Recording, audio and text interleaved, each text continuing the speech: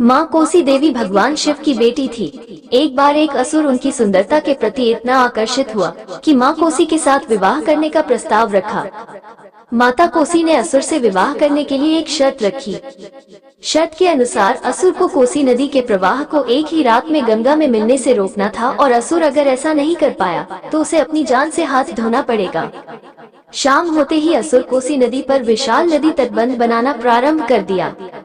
असुर द्वारा बांध इतना तेजी से बनाया जा रहा था कि उसे देखकर माता कोसी डर गई कि कहीं वास्तव में उन्हें वचन के अनुसार असुर के साथ विवाह न करना पड़ जाए। डरी और घबराए माता कोसी अपने पिता भगवान शिव के पास पहुँचे और उनसे किसी भी तरह असुर को नदी तटबंध पूरा करने से रोकने का आग्रह किया। भगवान शिव जब असुर द्वारा बनाए जा रहे नदी तटबंध को देखने पहुँचे तो तटबंध का निर्माण अपने आखिरी चरण में थे। भगवान शिव ने झट से मुर्गे का रूप धारण किया और बांग मारने लगे। उधर तेजी से नदी तटबंध बनाने में लगा असुर मुर्गे की बांग सुनकर डर गया कि अगर वो सुबह होने से पहले तटबंध नहीं बना पाया तो उसे अपनी जान देनी पड़ेगी। अपनी मृत्यु के डर से असुर तटबंध निर्माण को अधूरा छोड़कर भाग गया। इस तरह भगवान शिव ने अपनी बेटी कोसी का विवाह उस असुर से होने से बचा लिया। लेकिन उस असुर की वीरता और प्रयत्न को देखते हुए उसका नाम वीर असुर रख दिया गया। ये नदी तटबंध बनाकर नदी के प्रवाह को रोकने या बदलने के किसी भी पहल को असुर, राक्षसी व विनाशकारी होने की तरफ इशारा करता है।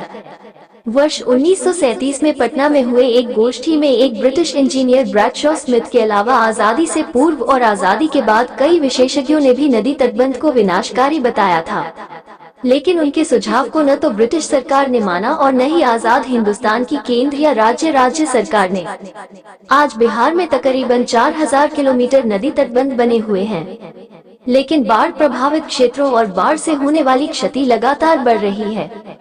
दरअसल ये कहानी कोसी नदी पर 12वीं सदी में राजा लक्ष्मण द्वारा बनाई गई बांध का कथात्मक विवरण है।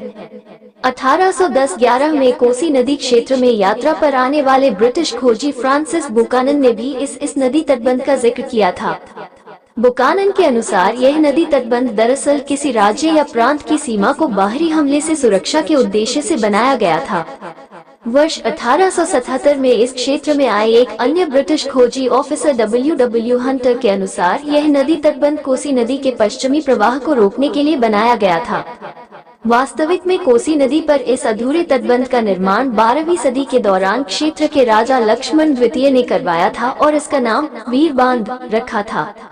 इसी तरह वर्ष 1756 में भी बंगाल के नवाब ने गंडक नदी के ऊपर 158 किलोमीटर लंबी नदी तटबंध का निर्माण कराया था, जिसकी मरम्मत ब्रिटिश सरकार ने वर्ष 1797 में करवाया था।